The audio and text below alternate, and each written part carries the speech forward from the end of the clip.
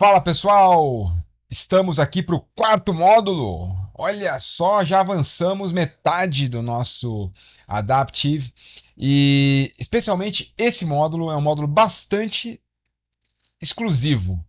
Eu imagino que vocês não farão outro curso de ágil que fale dessa ferramenta no contexto da agilidade.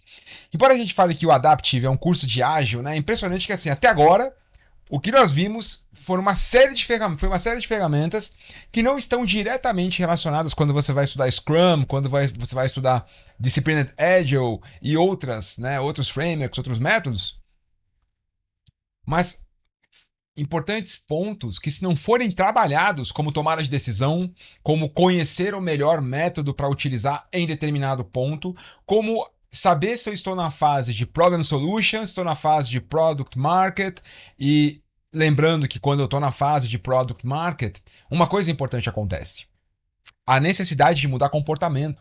Porque nesse ponto, a gente não está mais falando de solução. A gente não está mais falando de ter uma ótima ideia. A gente não está mais falando de produto. A gente está falando de uso do produto. Não é basicamente construir uma ótima solução, né? O que eu mais vejo acontecer muitas vezes quando a gente está em times que trabalham criatividade e no desenvolvimento de produtos, é a turma se concentrar muito na fase de criação e pouco na mudança comportamental. Como se a gente estivesse partindo de um princípio que as pessoas simplesmente irão utilizar o nosso produto só pelo fato de nós acharmos que ele é incrível ou que ele está feito sob medida para aquilo que a pessoa espera. E a gente já sabe que não é bem assim. No nosso módulo anterior, a gente falou sobre gestão de mudanças. E esse módulo, o Octálisis, que entra agora, ele vem para agregar ao assunto gestão de mudanças. Ele não é isolado, né? Não é uma ferramenta isolada assim como nenhuma outra, mas uma ferramenta para ser trabalhada justamente na perspectiva de mudança comportamental. E por que a mudança comportamental é importante? Quem responde para você essa pergunta é o nosso querido John Kotter, porque quando a questão é mudança, no final do dia a gente está falando do quê? De mudança comportamental mesmo. Não é sobre mudar mais nada, é sobre mudar comportamento. É claro que a gente vai precisar mudar a estratégia, é claro que a gente vai precisar eventualmente criar uma nova estrutura, é claro que a gente vai precisar muitas vezes de novos sistemas, é claro que a gente vai precisar muitas vezes de uma nova cultura. No entanto, como o próprio Kotter já disse, embora tudo isso esteja lá e seja importante, o cerne não será isso. O cerne será, de fato, a mudança comportamental. Se o comportamento não muda, nada mais vai mudar. Então, quando o assunto é gestão de mudanças, além de tudo isso que nós falamos, está a mudança comportamental. A necessidade de nós promovermos um ambiente no qual a gente possa testar se as pessoas irão se comportar de uma maneira diferente. Porque depois de colocar o produto na mão da pessoa, depois de ter ali o produto desenvolvido, agora a gente tem que saber se a pessoa vai mudar o comportamento dela. Um outro ponto é, será que é simplesmente saber se a turma vai mudar o comportamento? Ou será que é, de alguma forma, influenciar para que essa mudança aconteça? E, claro que essa é uma discussão cada vez mais importante, que é o limite da influência. Talvez um dos melhores, piores filmes que eu já vi, ou piores, melhores filmes também, porque ele é muito bom, muito bom, muito bom, só que o sentimento ao final foi um sentimento ruim, que é o dilema das redes sociais, que mostra justamente isso, como as organizações estão passando dos limites no nível de influência na nossa mudança comportamental. E encontrar o limite de o quanto eu posso influenciar a tua mudança comportamental é fundamental, e essa é uma discussão ética. Então precisamos ter uma discussão ética antes de trabalhar a gestão de mudanças, com toda certeza. Do contrário, eu posso estar manipulando em vez de influenciar. E a linha é muito tênue. Inclusive, essa é uma discussão muito profunda. É difícil a gente ter até que ponto isso é manipulação, a partir de que ponto isso é influência. E eu costumo estabelecer um limite claro para mim. Para mim, qual é o limite da manipulação e da influência? Primeiro, a transparência das informações. O quanto todos nós temos a mesma informação. Se eu retenho informações comigo e eu não passo para você e quero que você mude o comportamento sem que você tenha ciência dos efeitos, dos impactos, do motivo, da razão por trás disso, para mim já entra no campo da manipulação. Outra coisa é o quanto a pessoa que está passando pela mudança está consciente de que ela está mudando. Porque se eu estou mudando o ambiente para que as pessoas mudem o seu comportamento, sem que elas estejam conscientes do que elas estão fazendo, isso também tem cara de manipulação. E por fim, se as pessoas realmente querem essa mudança, não forçar. Trabalhar para que as pessoas que queiram mudar encontrem o processo de mudança facilitado. Então, se há clareza de informações, se todo mundo tem clareza, se é transparente, se todos nós temos acesso à mesma informação. Segundo, se a pessoa está consciente do que está acontecendo, da mudança que está acontecendo, dos impactos, das consequências dela. E, por fim, se a pessoa quer mudar, para mim, isso é uma zona de influência positiva. Eu quero fazer uma mudança, mas eu preciso da sua ajuda para que eu possa conseguir mudar. E a gamificação anda nessa linha tênue, na linha tênue que a gente tem que tomar cuidado para não passar para o outro lado. Há uma série de jogos inocentes que passaram a linha e acabaram se tornando um problema. Por exemplo, viciando as pessoas naquele jogo. Talvez um dos mais famosos é o Farmville, né? Que as pessoas criavam ali uma plantação, e aí elas iam plantando, iam colhendo, iam aumentando a fazenda e tal. E tinha hora para, por exemplo, poder cuidar da plantação, assim como uma plantação tem mesmo, né? De você poder regar, de você poder podar, de você poder colher. E caso você perdesse, por exemplo, a hora da colheita, você perderia toda aquela safra ali. O que fazia com que algumas pessoas tivessem um nível de dependência tão grande do jogo que elas iam de férias, saíam de férias e contratavam outras pessoas para que pudessem cuidar da fazenda delas, ou ficavam ligando, olha, não esquece de cuidar da minha fazenda, e gera um sofrimento ali. Na minha época, né, alguns de vocês talvez se lembrem disso, tinha o Tamagotchi, que era um chaveirinho ali, era um brinquedinho que simulava um pet, só que naturalmente ele era eletrônico, e que tinha lá hora de tomar banho, hora de comer, hora de carinho, hora disso. E as crianças entravam no nível de dependência que elas choravam quando um Tamagotchi morria, ou se elas fossem para a escola e esquecessem o Tamagotchi em casa, elas entravam em desespero, porque o Tamagotchi ia chegar na hora de dar comida e não ia ter ninguém cuidando. Isso talvez tenha passado o limite. Por isso é tão importante estarmos atentos para isso. Outra coisa importante também é o que nós temos que mudar para mudar o comportamento das pessoas. E nesse ponto eu gosto de lembrar o Dr. Kurt Lewin. Foi um psicólogo nascido na Polônia, morou na Alemanha, viveu nos Estados Unidos, famoso no final do século XIX, começo do século XX, nascido no final do século XIX, salvo engano, 1890, e no começo do século XX, os estudos do Kurt Lewin foram muito poderosos. Ele que publicou alguns livros, vários livros, dentre eles esse aqui, ó, Teoria de Campo em Ciência Social, que é uma continuação de um livro publicado. Essa edição é de 51 e, como vocês podem ver, é uma edição de 51 mesmo. E tem um livro anterior que é o Principles of Topological Psychology, no qual ele apresenta uma equação. A discussão que o Kurt Lewin levava ali era justamente sobre como mudar o comportamento das pessoas. E no Principles of Topological Psychology, ele apresenta essa equação que leva o nome dele, a equação de Lewin, na qual ele traz a seguinte questão. A mudança de comportamento das pessoas, que representa com B de behavior, ela é determinada por uma mudança na pessoa ou no ambiente. Então, na personalidade da pessoa ou no ambiente em que a pessoa que está querendo mudar está inserida. E a discussão que o Kurt Lewin apresenta é o quanto nós conseguimos mudar a personalidade de alguém. Será que eu consigo mudar a sua personalidade? Se sim, eticamente, moralmente, isso seria correto? Suponha que sim também. Que eu consiga mudar a sua pessoa, eu consiga de alguma forma mudar a sua pessoa, a sua personalidade, eu consiga agir na pessoa e mudá-la. Suponha que sim, que isso seja moralmente ok. A terceira pergunta é: qual o tamanho do esforço para poder conseguir mudar mudando a pessoa?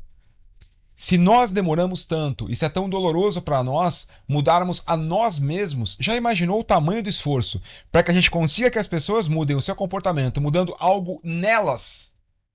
Por isso, ele sugere que a mudança aconteça não com foco na pessoa, mas que nós consigamos a mudança de comportamento, ou que nós consigamos que a pessoa se comporte da maneira que nós esperamos que ela se comporte, a partir de uma mudança no ambiente. E a questão é a seguinte: será que eu consigo mudar o comportamento, o teu comportamento, mudando o ambiente no qual você está inserido ou inserida? Dá uma olhadinha nesse vídeo e depois a gente conversa.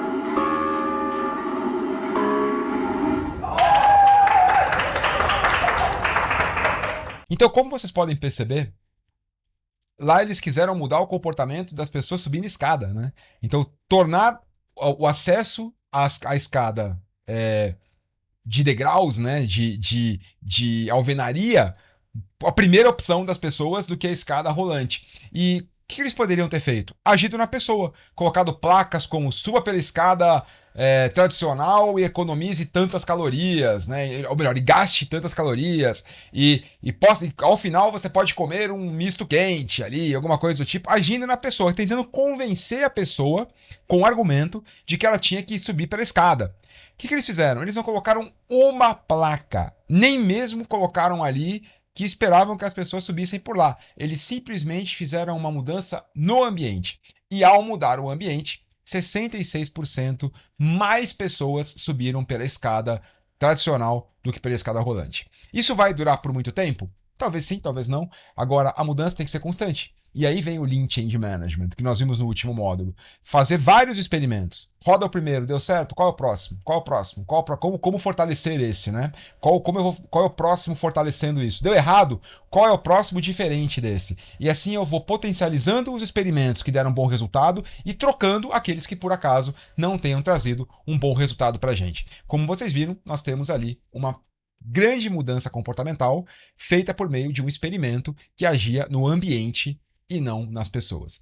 Quando a questão é mudança, eu também gosto de lembrar essa frase do Sócrates, que o segredo da mudança é a gente concentrar a nossa energia não tentando lutar contra o estado antigo, mas tentando construir o estado novo. Então, o foco principal da gamificação está nesse sentido também. Não é gamificar para mudar o estado antigo. Esquece o estado antigo, vamos focar no comportamento novo que a gente quer que as pessoas tenham. Muitas vezes a gamificação vem para anular comportamentos antigos ou para bater no estado anterior.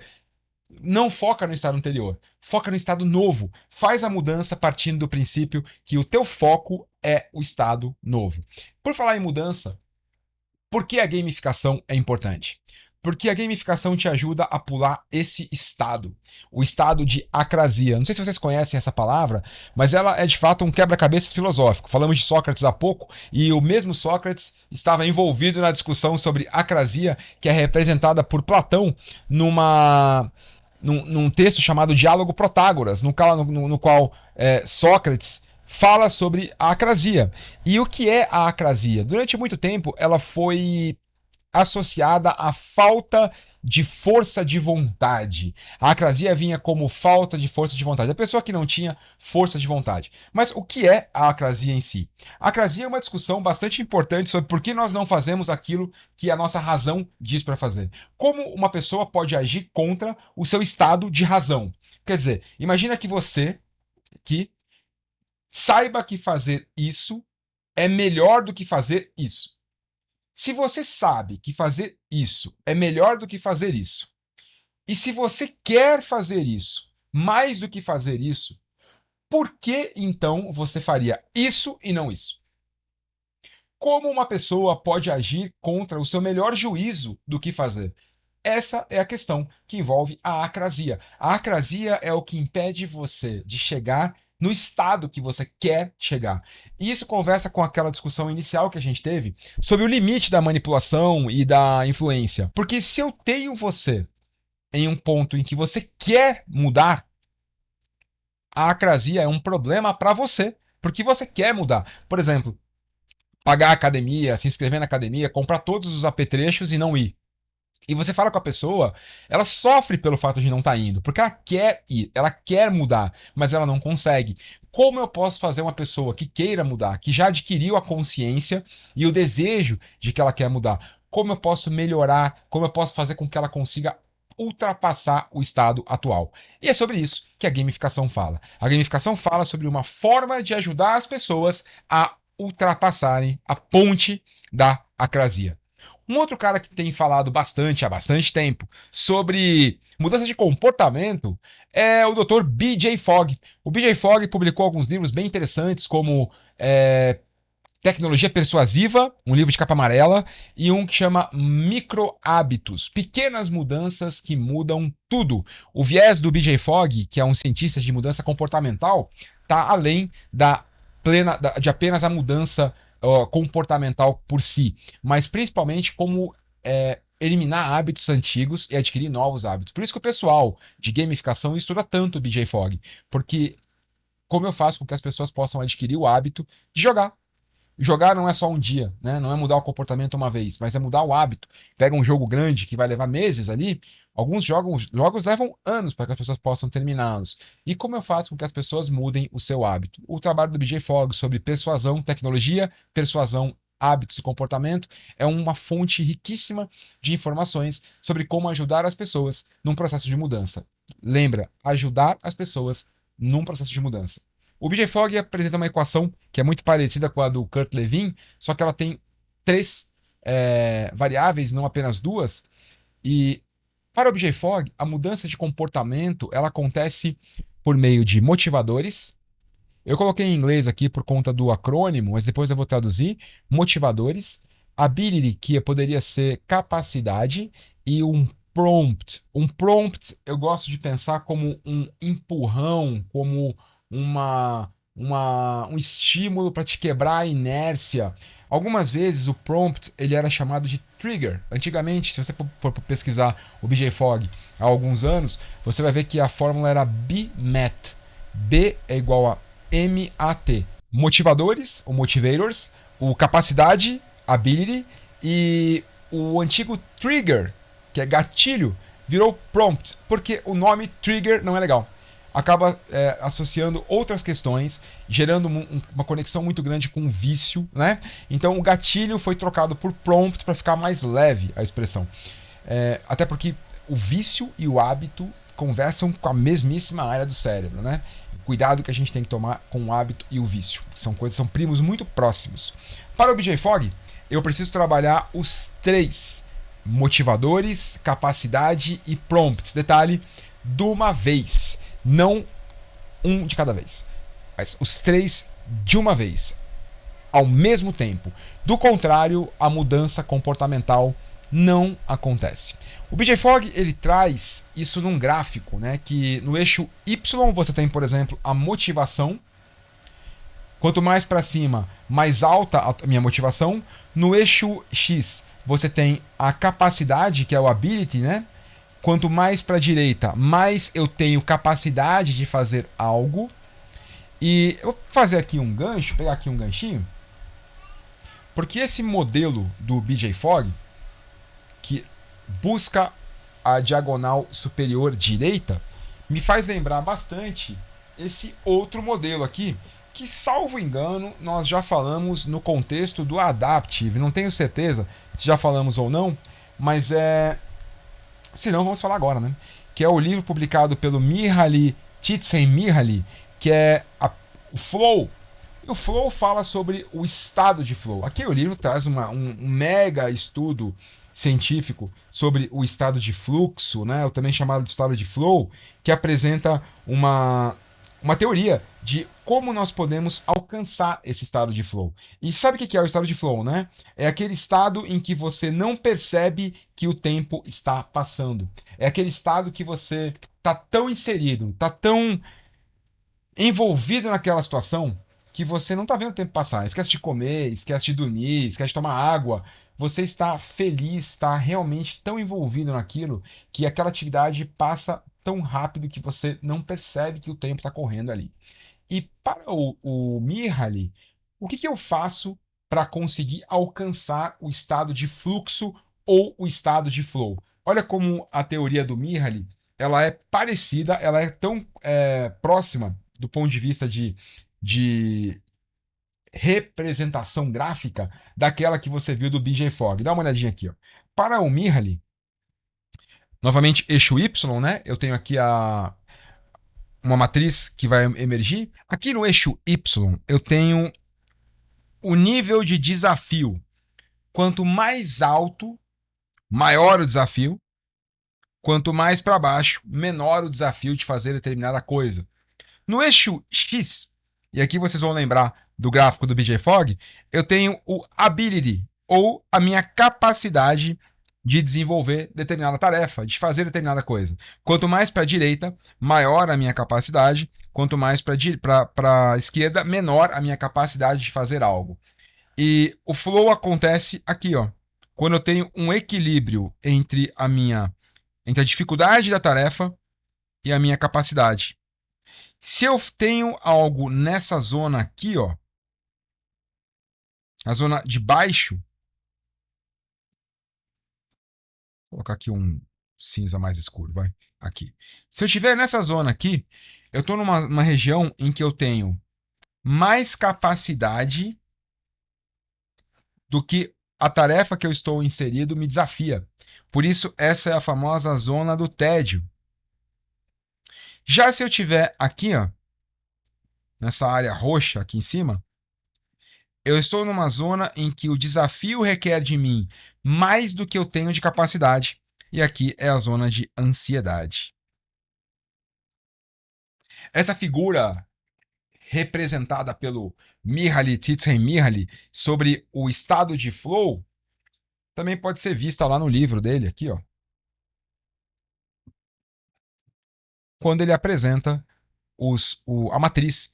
E o canal de flow é quando eu mantenho algo equilibrando tanto a minha habilidade quanto a natureza, quanto o desafio daquilo que eu estou fazendo. Da mesma forma, o BJ Fogg apresenta ali que o comportamento de uma pessoa vai mudar se estiver equilibrando os motivadores, a motivação que aquela pessoa tem em fazer algo, com a capacidade que ela tem de fazer aquilo também. Acrescentando aqui uma terceira variável, que é o prompt. Então, o que eu preciso fazer é localizar como está a tua relação de motivação e capacidade e, com base nessa relação, entender qual o tipo de prompt que eu vou utilizar. Vou falar novamente. O que eu preciso fazer é entender como está a sua relação motivação-capacidade, alta, alta, baixa, baixa ou baixa, alta. E com base nessa relação, eu identifico qual o tipo de prompt que eu vou utilizar para melhorar a sua ação. Uma coisa importante é lembrar que existe uma dessas 4 combinações que não vai servir. A baixa. Se a pessoa tiver baixa motivação e baixa capacidade de fazer algo, não há como colocá-la para mudar o comportamento dela. Então eu preciso ter um nível mínimo de motivação e de capacidade. Aqui o nome ficou gatilhos, tá? Até para você lembrar que existe a versão antiga, você vai encontrar esse desenho em vários lugares, mas ele trocou o nome trigger para prompt. Os prompts não funcionam abaixo da área da região verde. Então, daqui para baixo, os prompts não funcionam. Para os prompts funcionarem, eu tenho que ter um nível mínimo de motivação e de capacidade. E o que o BJ Fogg chama de motivação?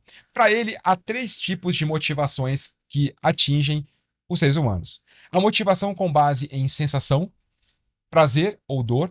As pessoas se motivam quando elas se posicionam em uma situação em que elas terão prazer imediato ou evitará uma dor imediata. Percebe que o nome imediato aparece forte, imediatismo, né? A nossa tomada, nós somos motivados por algo que vai nos dar prazer naquele momento ou que vai evitar uma dor forte que está acontecendo naquele momento. Um exemplo disso nem está aqui perto de mim, mas a tela do telefone celular, né? O famoso ecrã. Quando você passar o dedo para poder desbloquear e ver o que está lá atrás, o que está te separando da informação nova, te gera prazer. Inclusive, há várias empresas fazendo estudos sobre qual o melhor toque na tela que se torne mais prazeroso para a gente poder... Isso é o prazer imediato. Por isso que a gente fica o tempo todo buscando o telefone celular para abrir aquela tela, desbloquear aquela tela e ter um prazer imediato com isso. Da mesma forma, nós também nos motivamos em ações que eliminem uma dor imediata.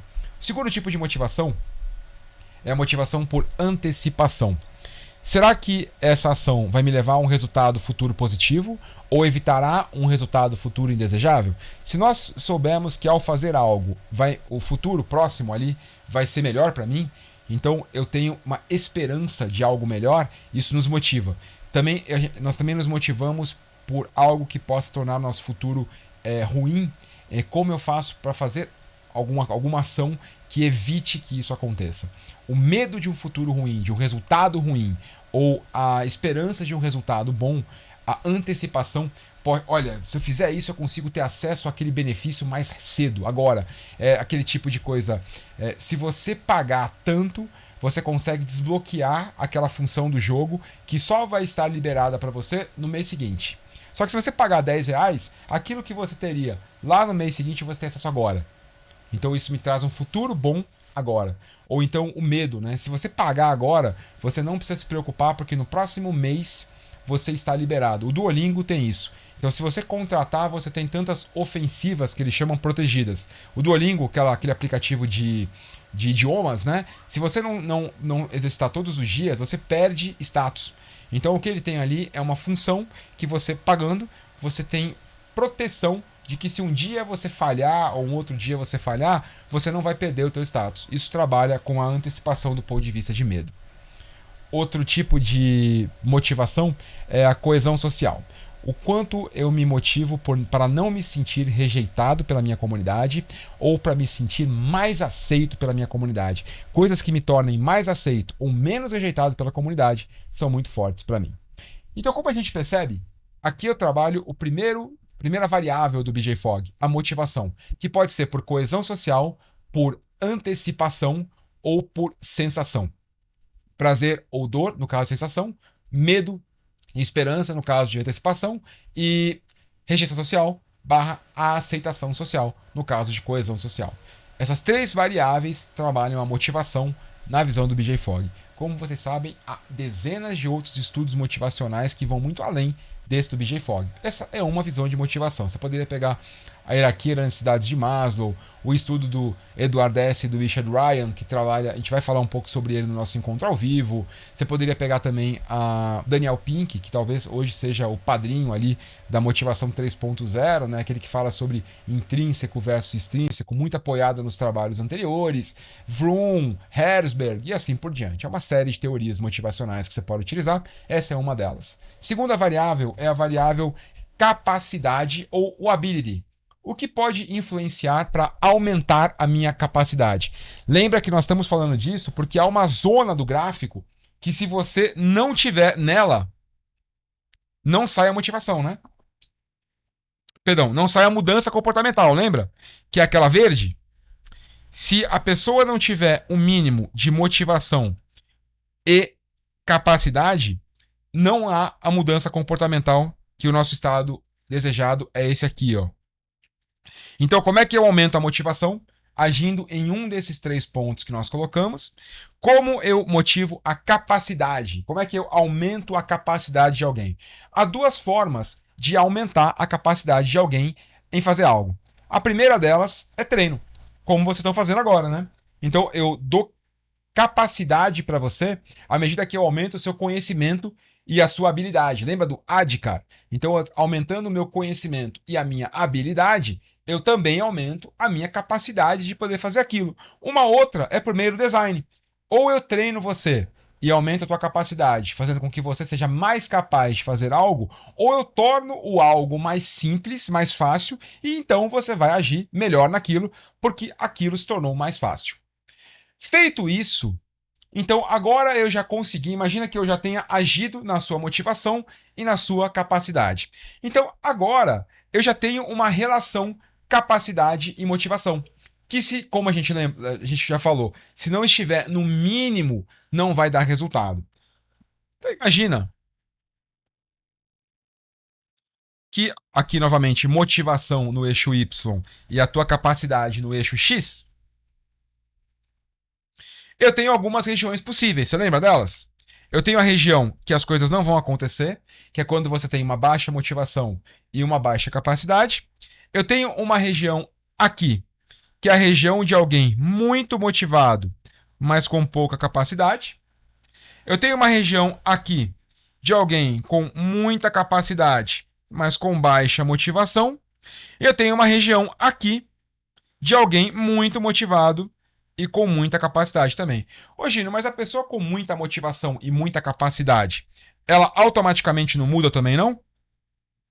Eu posso te responder essa pergunta te devolvendo ela, né?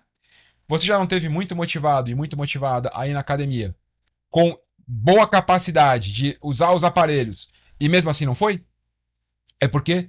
Porque segundo o BJ Fogg, falta a terceira variável, que é a variável chamada prompt. E com base naquela combinação motivação, capacidade, eu seleciono o melhor prompt para mim. Se eu tenho uma pessoa, por exemplo, que está com baixa motivação, mas muita capacidade, baixa motivação, mas muita capacidade, é esse que eu vou pintar aqui de verdinho, ó. Como é que eu faço para conseguir que aquela pessoa se mova em direção a uma mudança comportamental? Eu preciso fazer algo que seja fácil para ela. Como, por exemplo, olha, é só você colocar o seu e-mail e o código postal e você automaticamente já vai ganhar o seu voucher. Porque a pessoa não está muito motivada. O negócio é muito simples. Então, manda uma tela para ela, uma faísca. É só fazer isso. Faz, coloca, preenche aqui o seu e-mail ou autentica aqui colocando o Google que você vai ganhar o teu presente agora. O gatilho apropriado, na hora certa, vai criar o catalisador que impulsionará o comportamento desejado. E esse gatilho, chamado faísca, é para pessoas que estão com baixa motivação, mas alta capacidade. Ele inclui um elemento para aumentar a motivação um pouquinho e agir nesse momento. Por exemplo, 15% de desconto. O que isso faz? Aumenta um pouquinho a motivação. Ah, tá bom. Vou ganhar um desconto, vou ganhar um voucher, ou você vai ganhar uma assinatura, ou você vai ganhar acesso por 30 dias. Só colocar o seu e-mail aqui. Então, algo muito simples e que vai agir na motivação para aumentar um pouco a motivação da pessoa e levá-la para o estado futuro. Segunda combinação, alta motivação e fácil de fazer. Por exemplo, o Duolingo. O Duolingo tem prompts prontinhos para isso. Se a motivação e a habilidade ou capacidade são suficientemente altas, você precisa de algo que apenas dê o sinal para que a pessoa haja. E, por exemplo, quando o Duolingo te manda uma notificação por push. Olha, a sua lição está prontinha aqui. Só clicar aqui que você já vai fazer. Aquelas pessoas muito motivadas e que naturalmente têm habilidade para poder mexer no Duolingo, porque a interface dele fica cada vez mais fácil, elas já recebem o push e aí é só clicar e elas já fazem. Eu não preciso agir na motivação. Eu não preciso dar nada em relação à motivação. Eu também não preciso tornar aquilo mais fácil, porque já tem capacidade suficiente, alta, e já tem motivação suficientemente alta também. Então o que eu preciso é só um sinal. O nome desse gatilho é sinal, e esse gatilho está posicionado numa região de alta motivação, esse próximo verde aqui, e alta capacidade. Não precisa mais agir na motivação, tá alta. Não precisa mais agir na capacidade, tá alta também. Só haja colocando um sinal, informando para a pessoa. Terceiro tipo de combinação, como você já pode perceber, é essa aqui, quando há uma alta motivação, mas a capacidade não é alta. A natureza daquilo que a pessoa tem que fazer, da mudança, é difícil. O que eu faço então? Aqui eu venho com esse último gatilho, que é o facilitador. Ele busca tornar mais fácil uma tarefa que é naturalmente difícil, mas que a pessoa está muito motivada para fazer. Aqui, esse é um exemplo do From the Spruce, um site que ajudava pessoas que estavam muito motivadas a cozinhar, mas que não tinham essa habilidade. O que ele fazia? Era um tutorial, gente. Next, next, next e finish. Você escolhia o teu prato gourmet ali. Então, por exemplo, vou colocar ali um hambúrguer gourmet. Ao clicar no hambúrguer, você tem um tutorial. Faz isso. Quando acabar, clique em next. Depois clique em next. Clique em next, coloque para assar, finish. Acabou. Então aqui eu tenho um facilitador da mudança comportamental que eu quero que a pessoa tenha. A motivação no lugar certo, com a capacidade no lugar certo, vão gerar para mim o ambiente para eu saber selecionar o meu prompt e com base no meu prompt eu ajo para que a pessoa faça a mudança. Capacidade e motivação alta, alta, alta, baixa ou baixa, alta. O prompt adequado vai dar o gatilho que a pessoa precisa para poder agir. Ele não gosta de usar mais o nome de gatilho, mas na verdade era isso mesmo. É um trigger, vai impulsionar a mudança para acontecer, catalisar a mudança. E aí, curtiu a visão do BJ Fogg de mudança comportamental? Curtiu a visão de trabalhar motivação, capacidade e prompt? Então agora a gente está pronto para poder falar do nosso próximo passo.